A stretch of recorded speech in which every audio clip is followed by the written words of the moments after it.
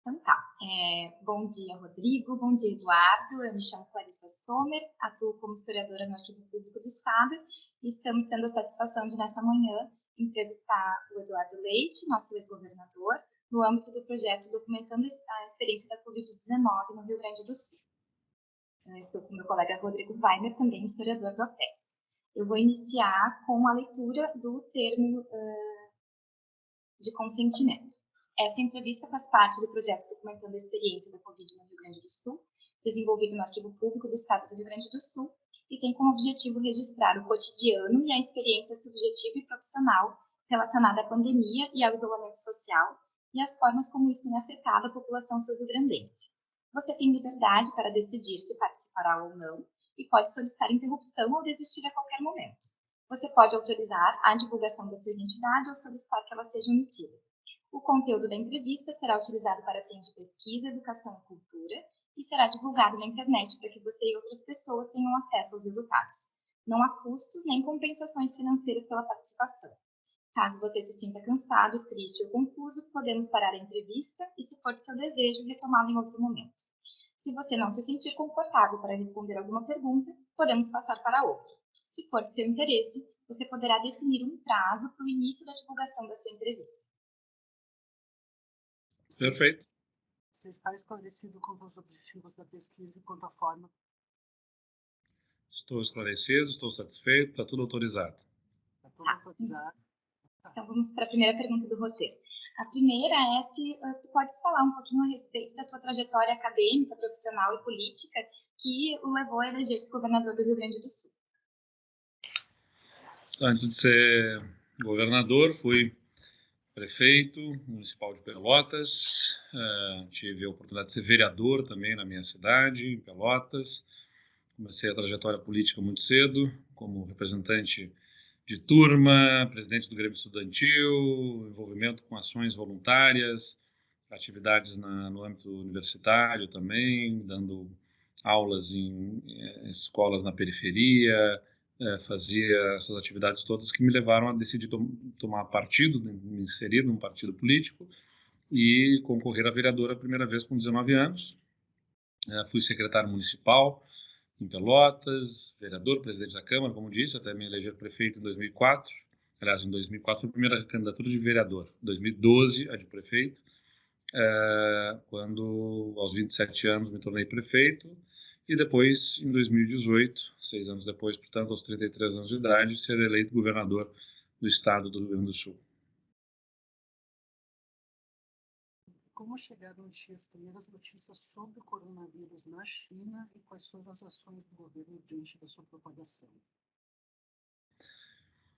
Era final de 2019, quando a gente começa a receber as primeiras notícias, as primeiras informações, né? Mas ainda discutia-se o assunto um tanto lateralmente, né? Com a expectativa do que chegaria até nós, se chegaria, como chegaria. A primeira conversa que nós tivemos internamente no governo foi em janeiro, uma reunião com a secretária Arita Bergman, em que ela me apresentou o início, né, na elaboração do plano de contingência para lidarmos com o Covid. Naquele momento, ainda muito à luz da experiência que se tinha tido na pandemia, no episódio do H1N1, né, em 2009, aquela crise sanitária do H1N1 de 2009 era o parâmetro que se utilizou para uma elaboração de um plano de contingência que analisava justamente onde teríamos as condições de mais rapidamente expandir o nosso sistema de saúde com leitos clínicos, leitos de UTI, onde que nós conseguiríamos dar suporte para o que se previa seria um aumento de demanda em internações hospitalares, como disse, à luz da experiência de H1N1 em 2009. Em seguida, né, me lembro de nós estarmos numa reunião do Fórum dos Governadores, na verdade, do Grupo dos Governadores do Sul e Sudeste, discutindo ações conjuntas, inclusive missão conjunta à Ásia, e alguém até abordou, né, justamente, mas essa pandemia não nos permitirá ir à China. Na verdade, ainda não havia classificação de uma pandemia naquele momento, e havia uma expectativa de que tivesse um desfecho rápido daquela situação de crise sanitária. Então, é curioso assim, que estivéssemos, né, não me lembro agora se isso tinha sido no próprio janeiro ou ainda no mês de fevereiro ou um pouco antes, quando discutimos essa questão de uma formatação de uma missão para a China, e em seguida nós tivemos, né, começa a se agravar a crise na Europa, a Itália e a França, especialmente, com muitos episódios de lockdown e de falta de leitos e de espaços em hospitais, uma situação muito crítica, né, na Europa, começa a gerar muita ansiedade aqui no nível local, no Brasil, e não diferentemente no Rio Grande do Sul, pelo que aconteceria, como é que aconteceria, as pessoas que estavam voltando de viagens, que estavam na Europa, aquilo começa a gerar muita ansiedade ali no final de fevereiro, início de março, até que tivemos o primeiro caso confirmado no Rio Grande do Sul no dia 10 de março de 2020. Eu sei bem da data porque foi o dia do meu aniversário. A data do meu aniversário foi quando eu recebo a informação de que tínhamos um primeiro caso confirmado de coronavírus no Rio Grande do Sul.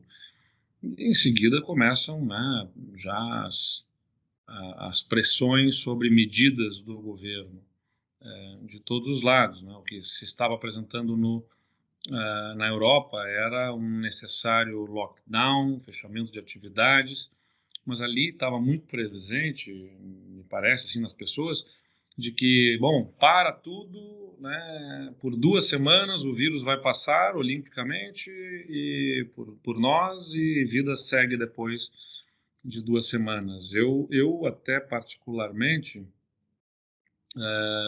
tinha uma resistência àquela medida de parar naquele momento, né? Não, acho que o distanciamento se impunha como uma necessidade, mas não imediatamente no primeiro caso, porque a lógica era justamente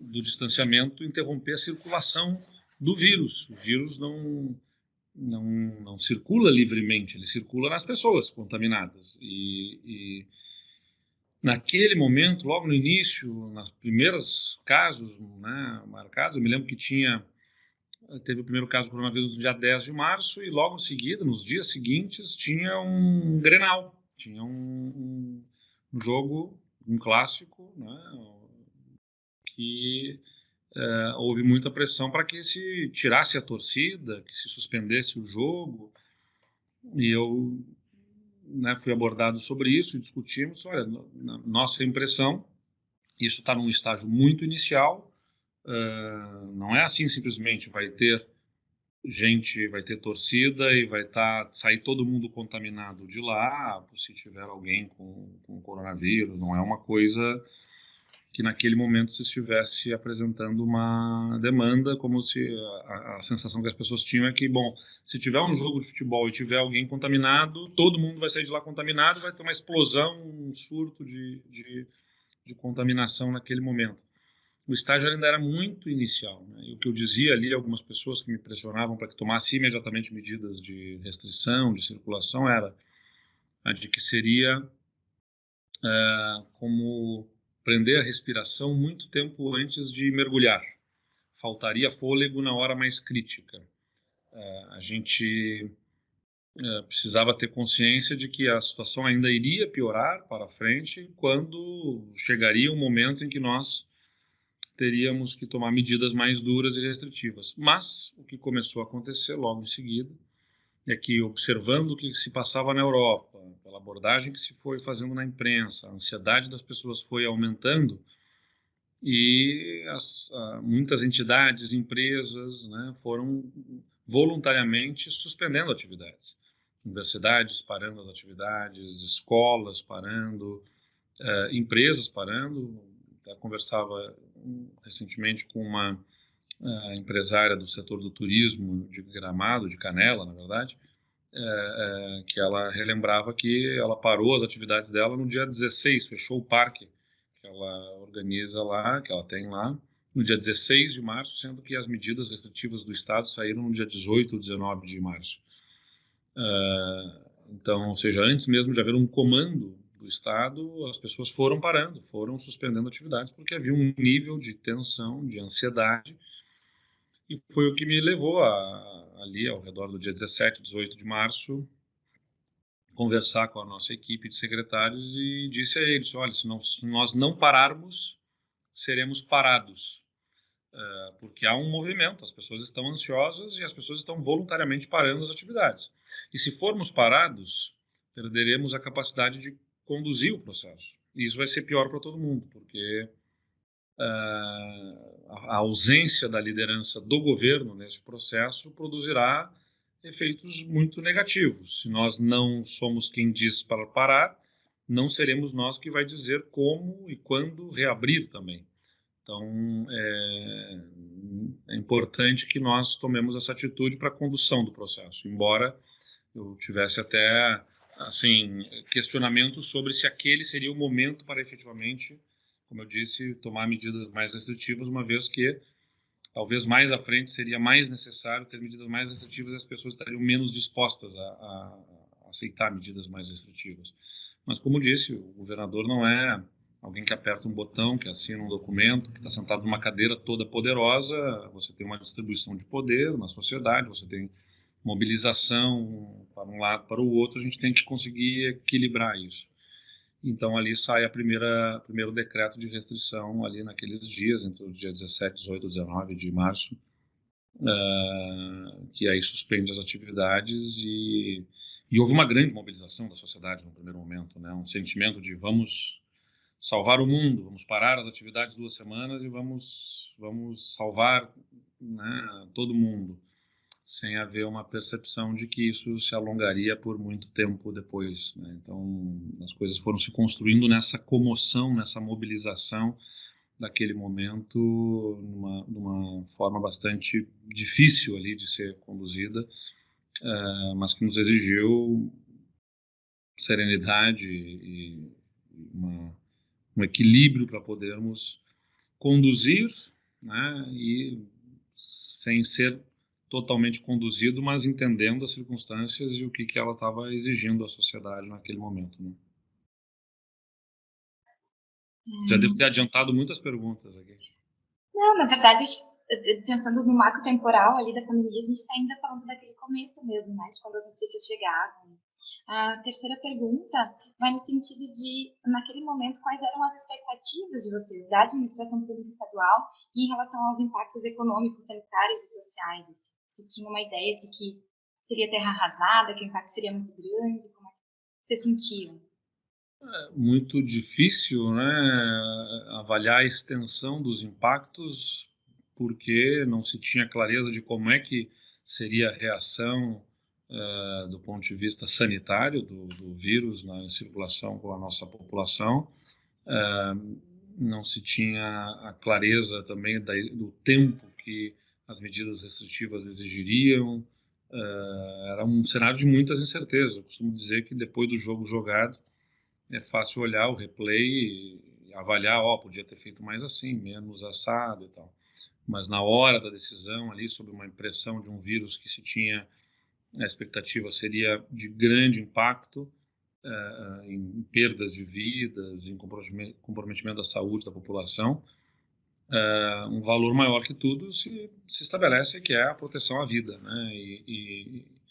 Então, o primeiro movimento é esse, você tem a ansiedade da população, esse ambiente de tensão, de angústia das pessoas, observando o que estava acontecendo fora do país, e isso pressiona muito localmente, a gente busca conduzir, até porque fazia sentido, como eu disse, se o vírus circula nas pessoas, as pessoas circulando menos, vai haver menos circulação do vírus. E, paralelamente, muitos falavam naquele momento sobre o tal achatamento da curva, né?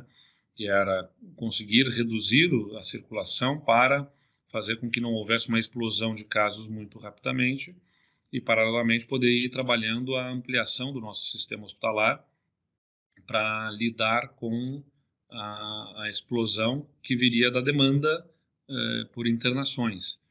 Então, era essa preocupação. Olha, a gente precisa de tempo para organizar a nossa expansão do sistema hospitalar, de forma a conseguir suportar essa pressão que virá de demanda de coronavírus, né, ou de pessoas internadas com coronavírus.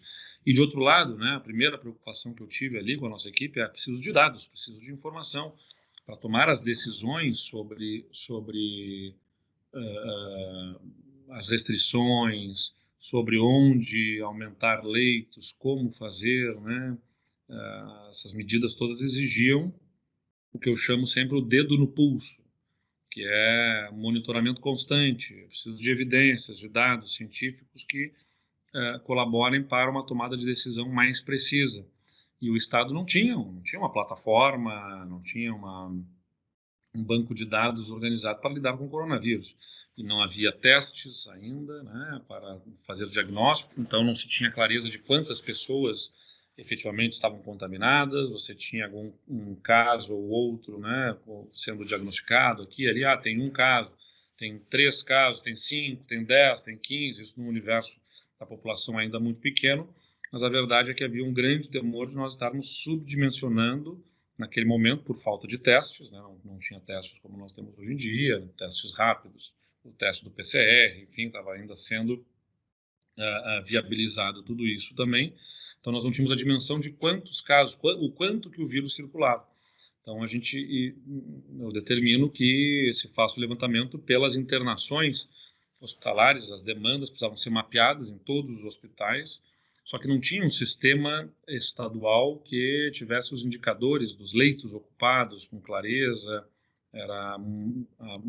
Havia ainda ali uma precariedade de dados sobre internações clínicas, internações em UTIs, o levantamento de quanto dessas internações se dava por síndromes respiratórias agudas graves, as SRAGs, que são aquelas que têm sintomas semelhantes ao do Covid. Como você não tinha diagnóstico ainda preciso, viabilizado, a gente trabalhava em nenhum fluxo, né, de quem faz o teste, onde faz o teste, como é que é feito, onde é que estão esses testes.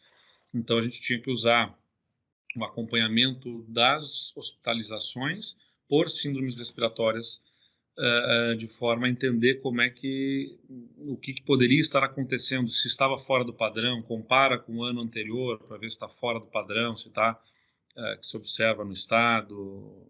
Então, tudo isso foi sendo construído, né, um plano de ação e uma estrutura de acompanhamento dos dados, de forma a nos dar maior precisão para dimensionar, em primeiro lugar, os impactos e as ações que deveríamos ter na área sanitária para a preservação das vidas, e, de outro lado, paralelamente, né, constituindo no gabinete de crise grupos para análise dos impactos econômicos, o impacto na educação, o impacto na área social, né, na questão de abastecimento. Havia muito receio do que poderia causar de impactos em distribuição, logística de itens, de abastecimento de alimentação, supermercados, tudo isso com receio de como é que poderia ser impactado.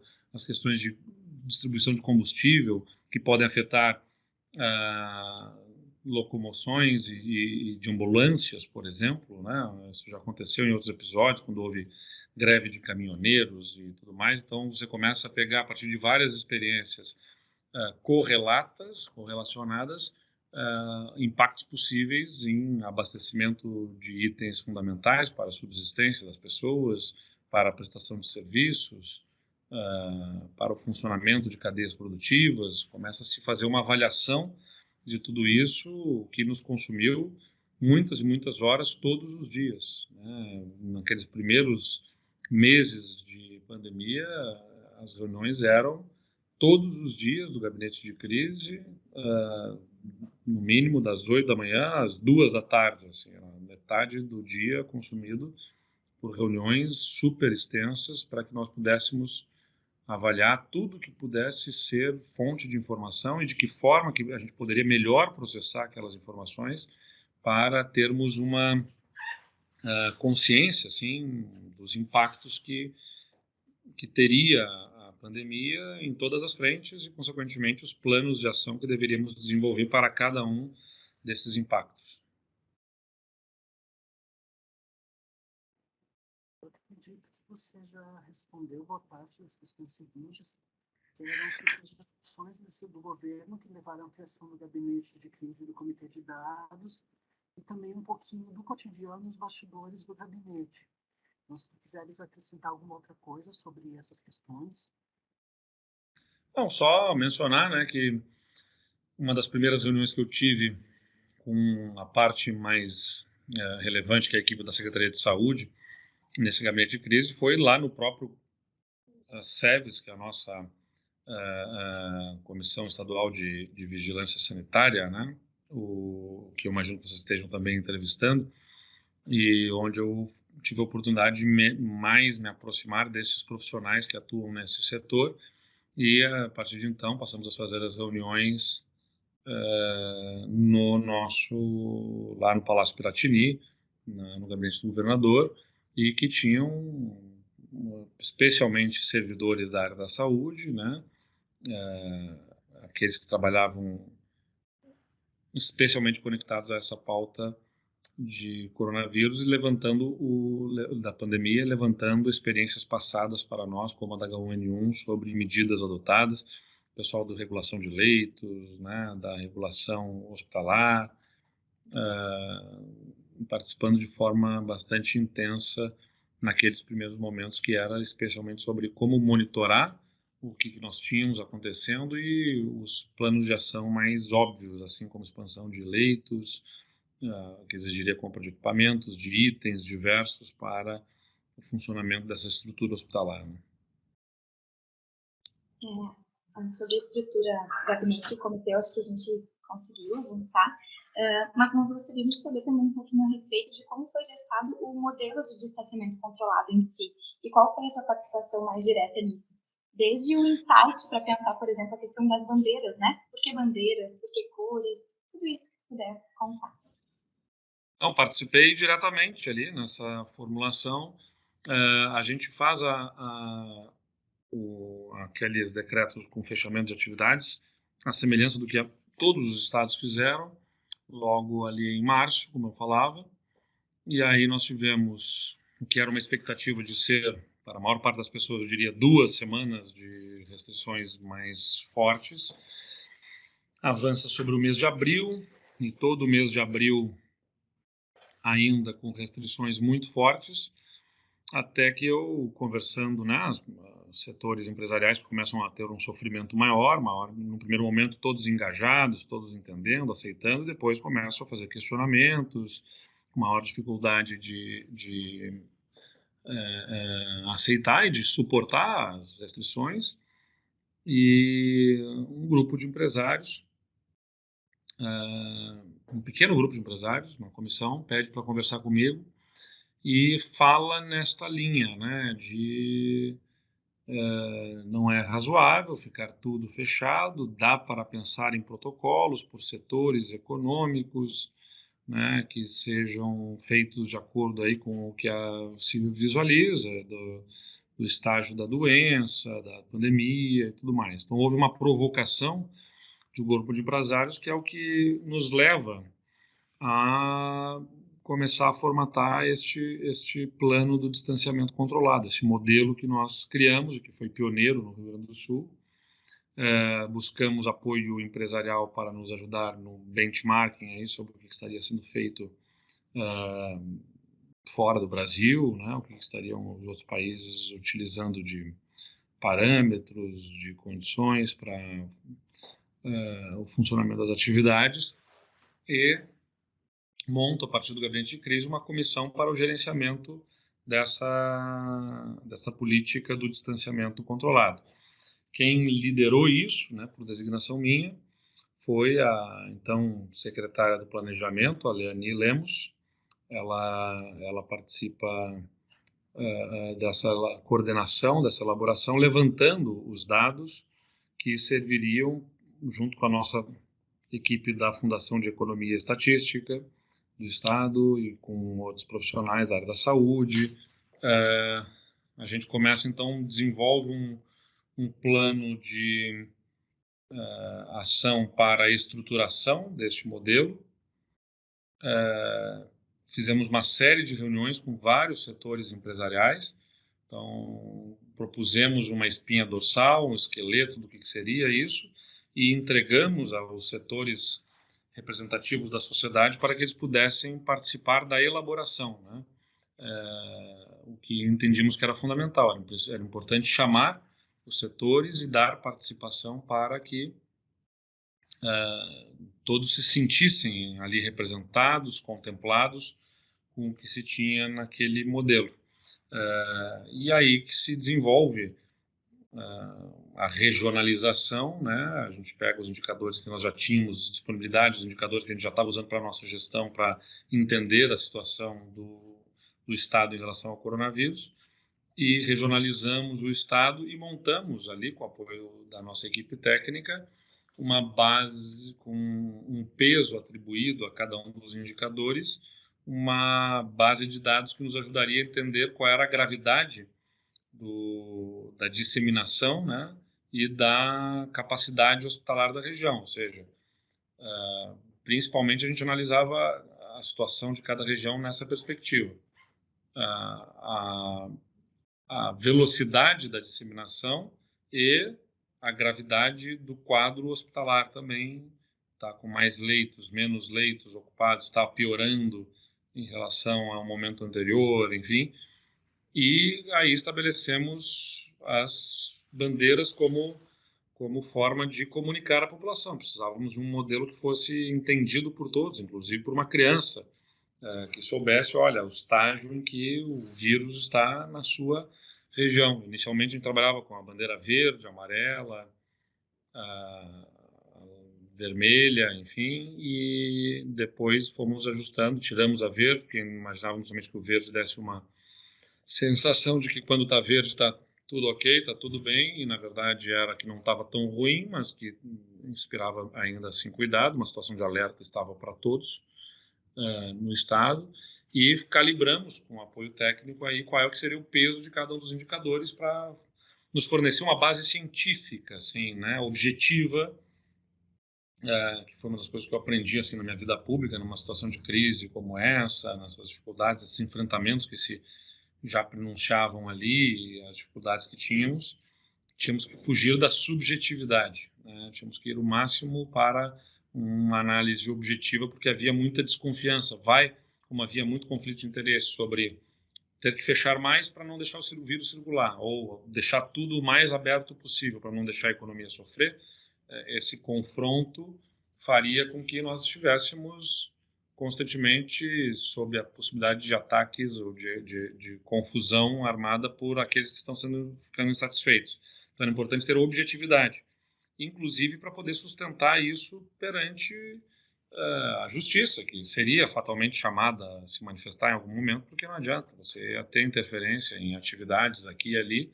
Então era importante, é isso que eu tenho dito, né, para aqueles que ficaram depois insatisfeitos com o modelo das bandeiras, de que o modelo das bandeiras foi feito para abrir, né? Embora muita gente tenha olhado para ele como um modelo que fazia fechar. Foi feito para abrir. Nós tínhamos uma situação de total restrição das atividades no Rio Grande do Sul e no Brasil, e criamos, a partir do modelo das bandeiras, uma oportunidade de fazer uma abertura organizada, controlada, com a segurança de todos de que, se fosse para fechar, o Estado não hesitaria em fechar. Ou seja, só conseguimos abrir atividades que estavam restritas porque conseguimos assegurar que havia análise e acompanhamento objetivo, que, se demandasse que fossem fechadas atividades por conta de uma maior circulação observada do vírus naquela região, isso seria feito. Então, o modelo de distanciamento controlado deu segurança, né, para a condução do processo, e não apenas por parte do governo, por parte da própria sociedade.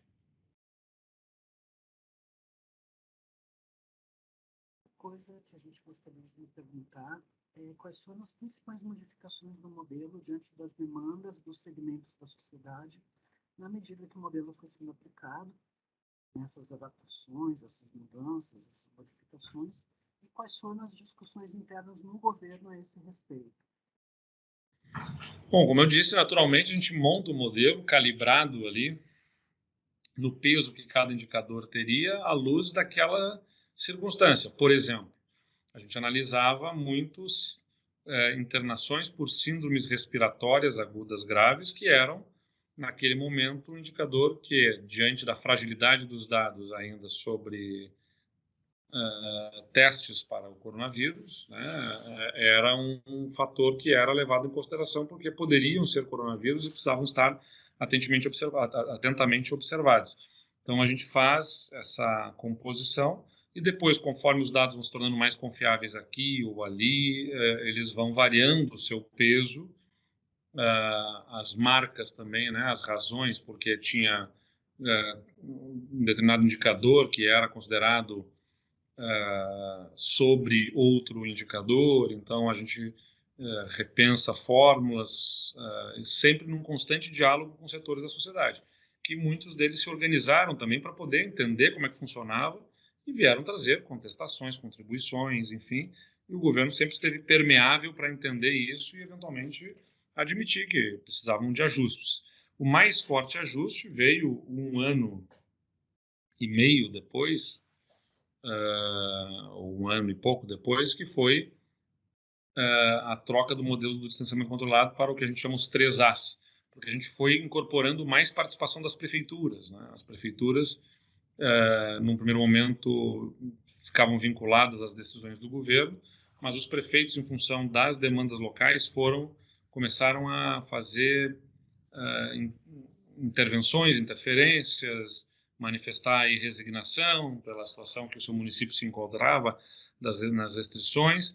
Então, nós fomos aos poucos ajustando isso, percebendo que ia crescendo em maturidade a prefeitura, né? Ou seja, elas até chegaram a um ponto que a prefeitura passa a ter uma autoridade, mas a gente estabeleceu, então, um regime consorciado, a região conjuntamente precisava deliberar, como uma forma de proteger que as decisões dos chamados free riders, né? Ou seja, o caroneiro ali, o prefeito fica numa situação mais tranquila porque todas as cidades da região estão tomando medidas mais restritivas, então o vírus vai circular menos pela região e ele pode deixar a atividade econômica mais livre no município dele.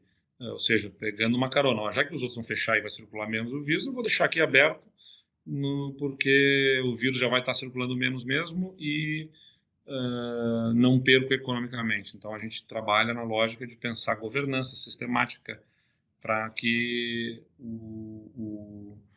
a coisa pudesse, o sistema de distanciamento controlado pudesse fazer esse salto para o sistema de 3As, que é o do aviso, o do alerta e o da ação, né? Que foi uma substituição ao modelo anterior que estava um tanto desgastado porque gerava aberturas e fechamentos constantes que foram gerando estressamento e percebemos ali que precisávamos fazer uma mudança de modelo. Acho que também agora nós adiantamos as 2 próximas, mas eu vou insistir um pouquinho num elemento que é tentar entender um pouquinho como o gabinete de crise ia trabalhando esses recursos trazidos pelas prefeituras e associações, considerando a necessidade de levar, de ter em pauta os elementos técnicos, científicos e políticos. Teve algum momento de maior tensão ou de acolhimento mesmo que fosse importante narrar nesse percurso? Como eu disse, né, a gente chega lá no início, para tudo, está todo mundo tenso. Não é razoável ficar tudo parado. Vamos criar forma de abrir com segurança. Se eu tivesse, como governador, simplesmente revogado o decreto da paralisação das atividades lá em maio, o que eu previa era que haveria algum tipo de interferência de algum órgão de controle, né? O Ministério Público entraria judicialmente contra o levantamento das restrições, porque, como eu disse, havia ainda comoção e um ambiente de ansiedade, de angústia, de tensão, que gerava para a maior parte da população o apelo de que as atividades retomadas, que fosse tudo mais restritivo possível. E Então, isso geraria algum tipo de ação judicial e faria com que o governo perdesse o controle da situação. Perdesse o controle porque, se saísse uma decisão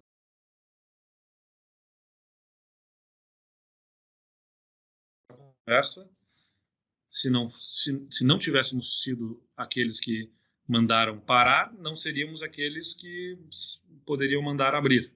Então, a condução desse processo foi bastante complexa.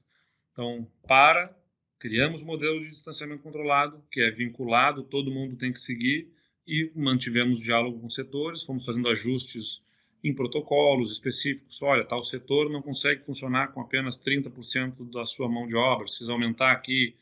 Bom, que contrapartida que pode ser oferecida? Um distanciamento maior entre os funcionários, revezamentos, novas cargas horárias. Fomos sempre discutindo com os setores e discutindo também com os municípios. Então, na medida que isso foi gerando um aprendizado para todo mundo, a gente passa para uma nova etapa em que compartilhamos com os prefeitos a gestão da crise, convidando a eles ou dando abertura para eles que, se estivessem satisfeitos com a classificação dada à sua região, poderiam fazer uma contestação, que teria que ter fundamentos. Ou seja, precisávamos ser convencidos, né, nesse gabinete de crise, de que os indicadores, na forma como estavam sendo interpretados, pelas fórmulas que nós estabelecemos, não estavam refletindo efetivamente a realidade daquela região e que, portanto, mereceria revisão. Então, nós criamos aí a lógica do recurso, né? Ou seja, o Estado diz que tem que fechar porque está vendo que tem disseminação, mas se for convencido de que a situação não é grave, que há um falso alerta ali, ele poder revisar isso, para não impor um sacrifício para além do que fosse razoável a uma cidade ou uma população.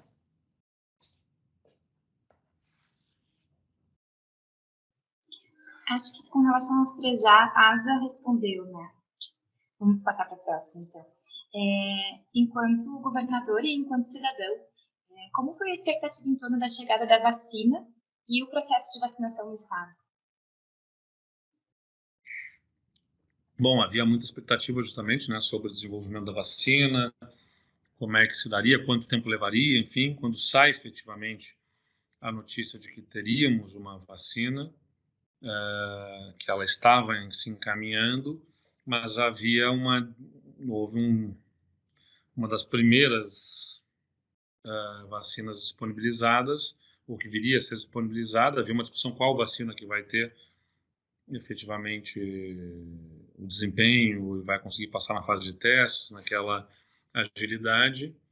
E aí entra um componente político, né, que é conhecido também de todos, que é o Instituto Butantan, ligado ao governo de São Paulo, governado por um governador que tinha um enfrentamento com o presidente da República, acaba gerando um tensionamento sobre se seriam adquiridas, se não seriam adquiridas aquelas vacinas. Então nós começamos a fazer contatos diretos com as farmacêuticas, com as fabricantes de vacinas, manifestando a elas o interesse de o Rio Grande do Sul fazer a aquisição direta, se fosse o caso, né? Então, para deixar consignado isso, para registrar que, se houvesse algum tipo de dificuldade de entendimento com o governo federal, nós, como Estado, estaríamos dispostos a fazer a aquisição direta para abastecer a nossa população aqui das doses da vacina. Então, foi essa a realidade que nós enfrentamos naquele momento, também bastante tenso, até que houvesse a manifestação firme de interesse de compra do Ministério da Saúde sobre as vacinas. Rodrigo, acho que antes da pergunta 10, eu anotei mais uma questãozinha aqui, que é com relação à mobilização da sociedade civil nesse processo de construção do modelo e de apoio mesmo. Eu lembro da entrevista com o secretário Cláudio Gastal, em que ele referiu a importância da participação das universidades, de pesquisadores, de empresas. Então, registrar um pouco a tua perspectiva também a respeito dessa parceria que se desenvolveu, né, entre Estado e sociedade no combate à pandemia? Acho que foi super importante, né? A gente tinha um grande conselho, tínhamos conselhos específicos, né, que foram criados para essa interação, para essa troca, de forma a termos uma melhor compreensão dos impactos que as medidas exigiriam e quais alternativas poderiam nos oferecer os setores econômicos que entendem a sua própria lógica de funcionamento, né, e que eram essenciais para que a gente pudesse entender até onde era possível avançar e onde que não se poderia estabelecer restrição sem reflexos para toda a comunidade, né? Então, a questão do restaurante, se o restaurante de beira de estrada vai fechar, ele não alimenta o caminhoneiro fica sem conseguir fazer as suas viagens, se ele não viaja, não entrega um insumo. Então, entender a lógica do funcionamento das cadeias produtivas, né, e dos impactos que cada ação ali teria, era fundamental.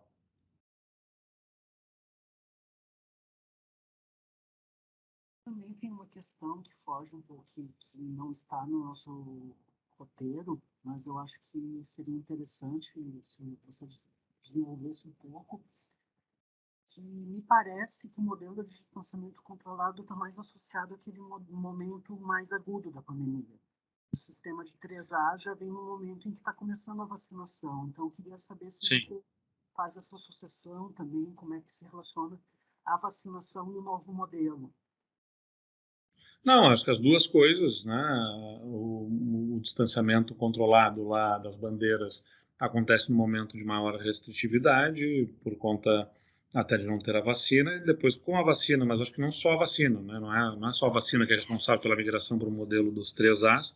O que acontece é também um amadurecimento de todas as lideranças envolvidas, os prefeitos, né? As comunidades locais, para que um sistema que avisa, que alerta e que aciona as regiões pudesse ser constituído com mais flexibilidade, né? Essa flexibilidade foi conquistada na medida em que a gente conseguiu ter um controle maior dos dados, das informações, havia maturidade de todas as partes e a vacina nos assegurando uma maior proteção da população. A questão seguinte é se você deseja relatar um pouco da sua experiência pessoal e familiar com a pandemia e com o coronavírus, enfim, né? Eu me lembro que o primeiro caso de coronavírus que eu tive foi justamente pensando no final de julho, já com, portanto, mais quase 4 meses sem ver meus pais, sem estar com a família. Final de julho é o aniversário da minha mãe. Foi justamente agora, está chegando o aniversário dela novamente, quando estamos gravando essa entrevista, dia 24 de julho. Então, foi ali ao redor do dia 22, 23, em que, com a intenção de ir visitá-la, eu resolvi fazer um teste para segurança, né, de que eu não estivesse com coronavírus para visitá-la. E fui surpreendido com um resultado positivo, o que me fez ficar em Porto Alegre e não ir encontrá-la em Pelotas. E, no primeiro momento, sem sintomas, em seguida, nos dias seguintes, bastante dor de cabeça e simplesmente cansaço, mas não perdi o olfato, não perdi qualquer paladar, não tive outros sintomas mais graves.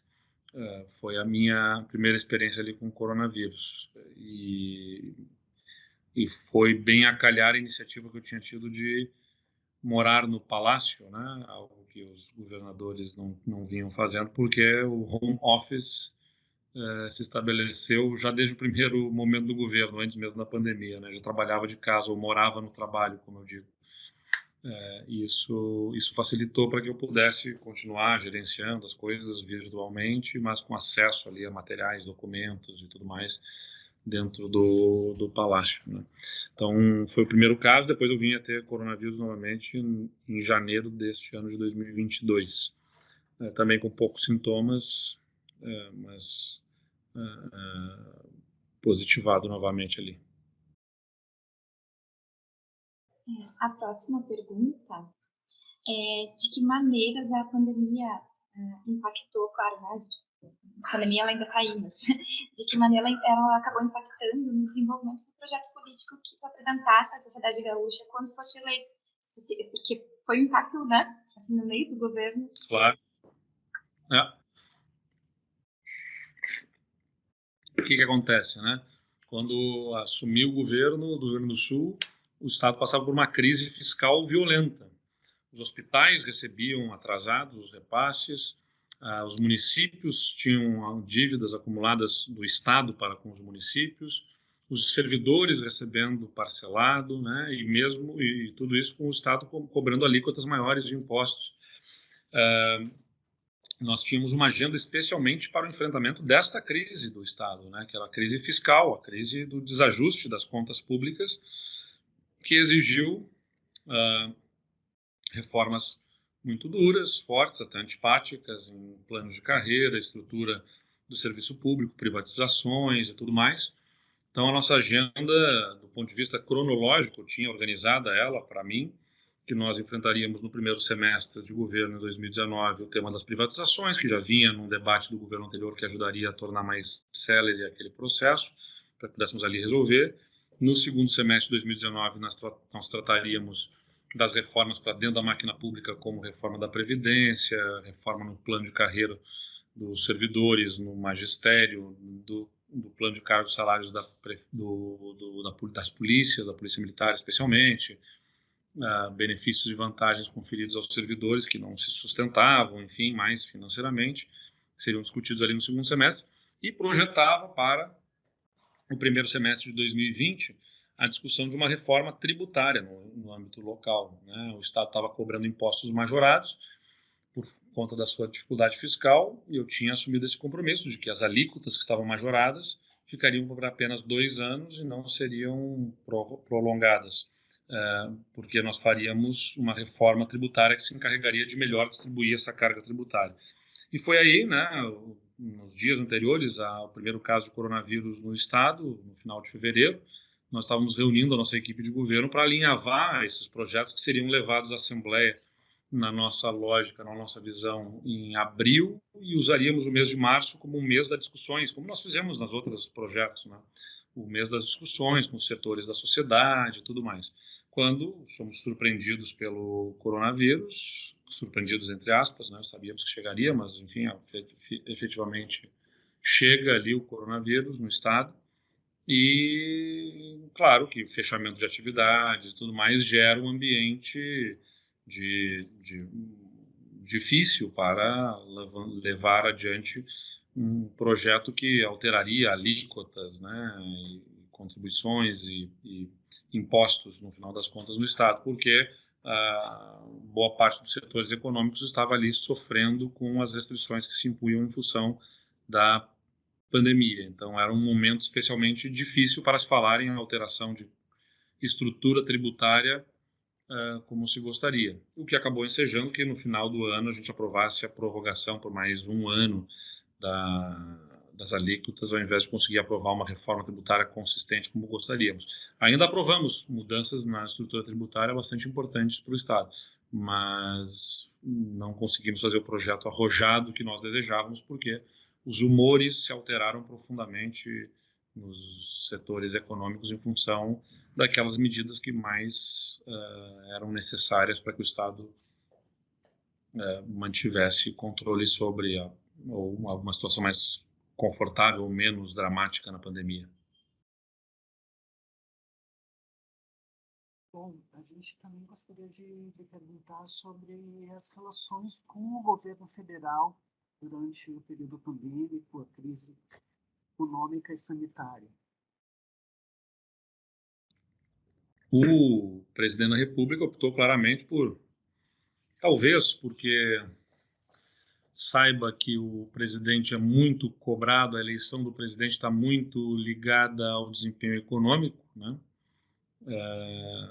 As questões ligadas à economia, emprego, inflação, crescimento do PIB, tudo isso são as que mais tradicionalmente impactam na aprovação e na eventual reeleição de um presidente.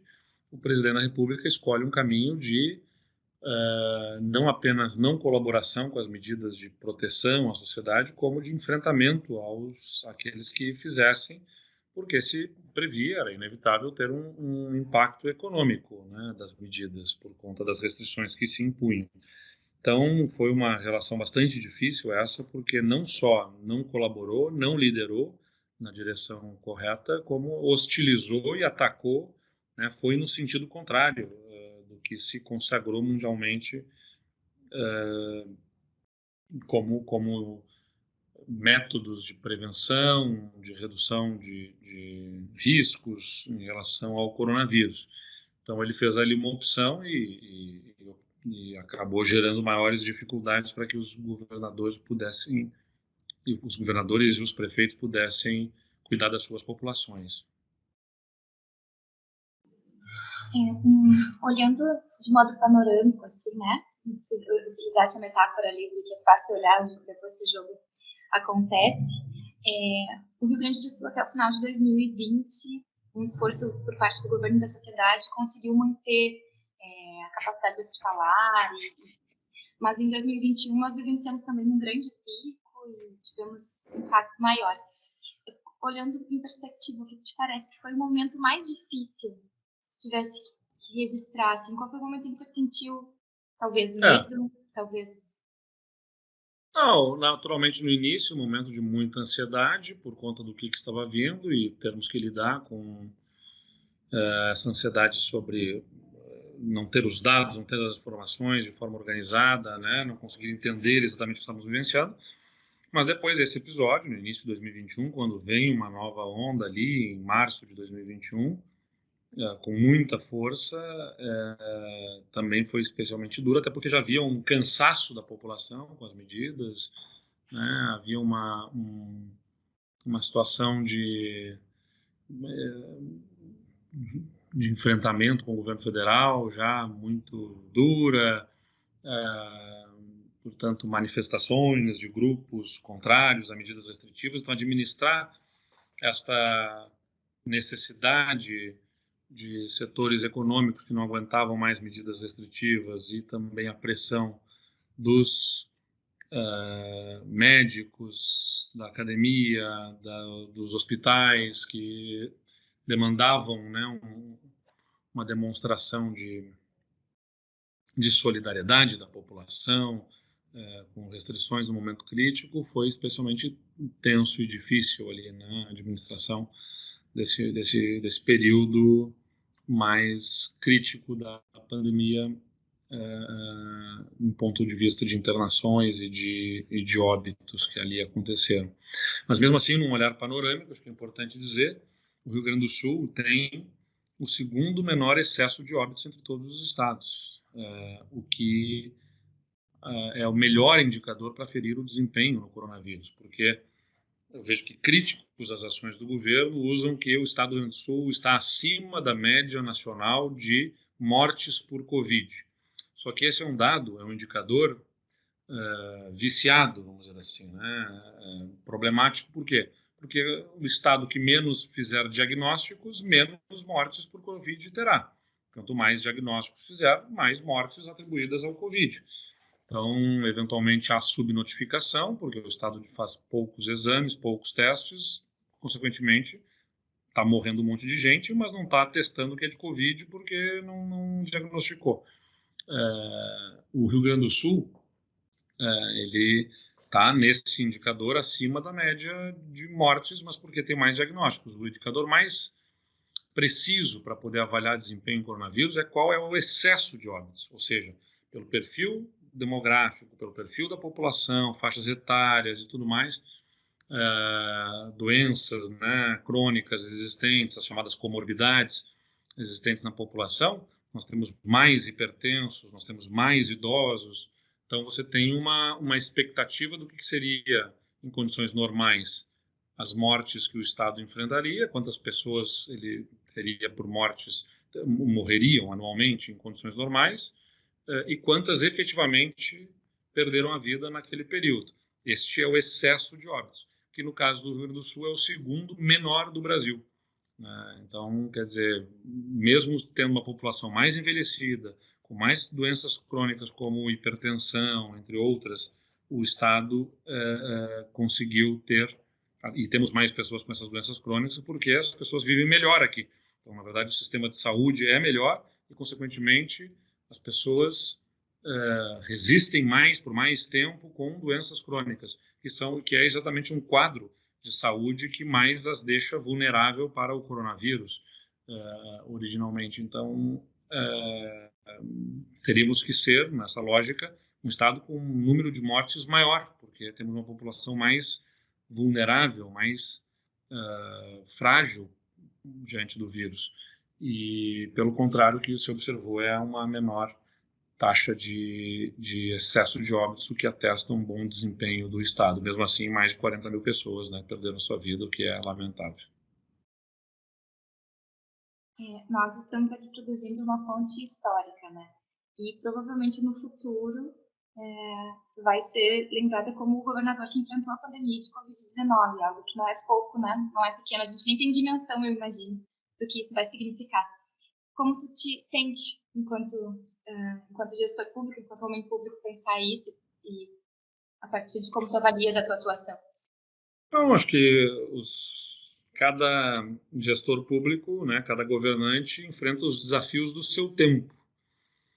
Não há um tempo certo, um tempo bom, um tempo ruim para se governar. A gente lida com o tempo, com as circunstâncias que se apresentam, na forma que elas se apresentam. Seguramente não foi nada fácil, né? E para um gestor público, para um homem público, um político, que tem no seu DNA, na sua essência, estar em contato com as pessoas, se impor distanciamento, não é fácil. Dos 3 anos e 3 meses que eu fiquei à frente do governo, 2 anos foram sob pandemia. Então, com muitas restrição nos encontros, né, na possibilidade de estar junto da população, o que é, para mim, especialmente sentido. Mas, como eu disse, cada governante enfrenta os desafios do seu tempo. Os desafios do meu tempo foram estes: lidar com uma crise fiscal severa, com uma crise em saúde aguda por conta da pandemia e com 2 períodos graves de estiagem.